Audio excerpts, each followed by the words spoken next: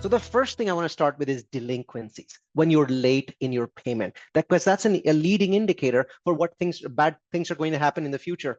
Here is where we were post-financial crisis. So let's say the delinquencies peaked for commercial assets, and these are all commercial real estate. So hotels are in here, apartments are in here, retail is in here, all of that is in here. So we peaked at about 10.3% of all assets having delinquency, at least 60 days of delinquency, and that was right around 2012. So it took a while for that to happen, right?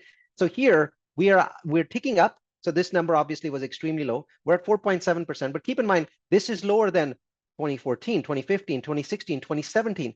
So it's not a high number at this point in terms of delinquencies. And in the coming slide, I'll show you what the delinquency is for multifamily versus other asset classes inside of commercial. So here is the delinquency for multifamily and where it's projected to be next year. So this is this year, this is next year, and then this is office, right? This gives you a great sense because you're able to compare the two largest commercial asset classes in terms of their current delinquency and their projected delinquency. So this is brand new data that I found from Fitch, which is one of the rating agencies. And they're saying multifamily CMBS delinquency right now is at 1.3%, and it's going to go up to 1.5%.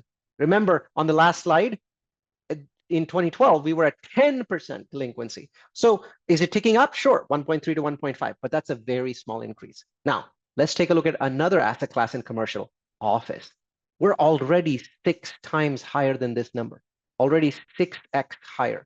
And we're going to go up to the point where 10% of all office CMBS loans in America are going to be delinquent.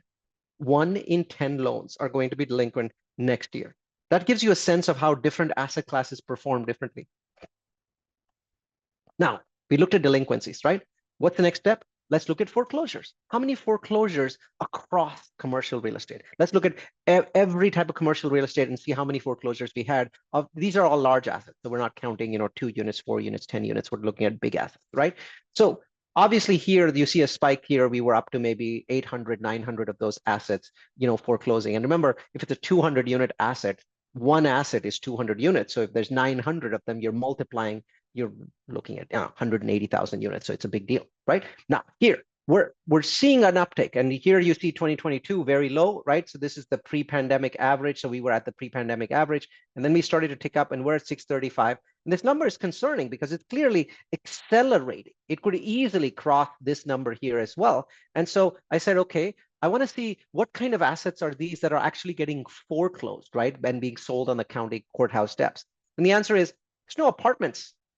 All of the foreclosures that were in the previous list were not just office. They were older urban office. They look like this, right? So I'm not seeing a lot of buildings that are in foreclosure that are Class A, brand new, nice looking offices. They're all filled. It's the older offices that are suffering, that are in urban areas. If they're in suburban areas, they're still occupied. But in the urban areas, older offices, they're the ones that pretty much all of the foreclosures are. So that made me feel really good because I don't own any office assets. I own a bunch of multifamily assets and really couldn't find any evidence of foreclosures in multifamily. All right, this slide is technical, but it's a very important one for those of you that are concerned about the future of commercial real estate. I'm going to walk you through it because it's complex, all right? Each bar, and you can see this is office, industrial, hotel, retail, and multifamily. This is the amount of total debt loans that are maturing in 2024 by different types of property types. So there's, office, industrial, hotel. Now, as you can see, $200 billion worth of loans in offices are maturing. That's a lot.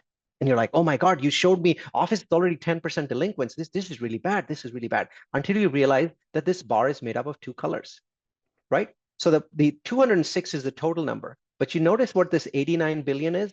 It is the percentage of those 200 billions in loans that have been deferred, meaning they kicked the can down, right? So what has happened is only half the year has passed, and pretty much all of the new office loans the office loans that were coming up for renewal that really can't be renewed because the value of the assets has gone down.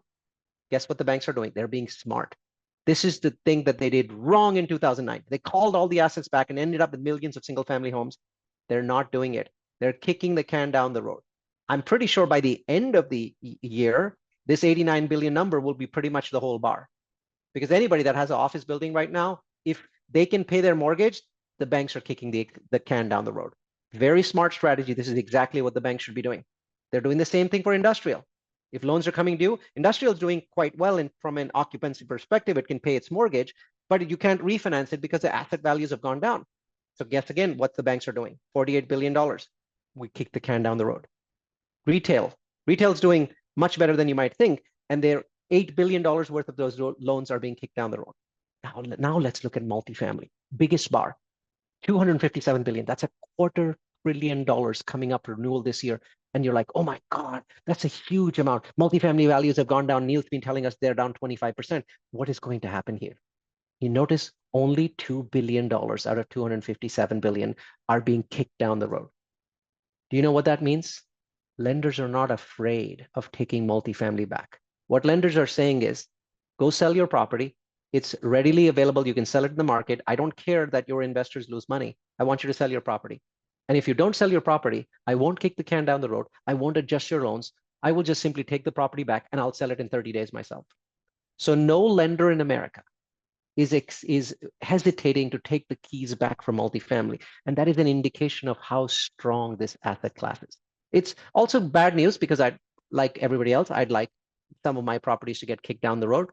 But from a macro perspective, you're an investor. You have to understand the difference between this first bar on the left, where $89 billion worth of loans are being, pushed down the road, and this bar with only $2 billion.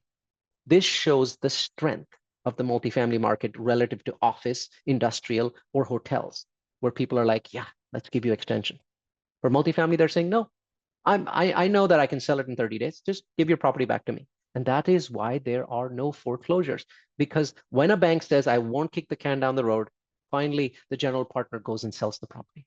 And that's what we're seeing.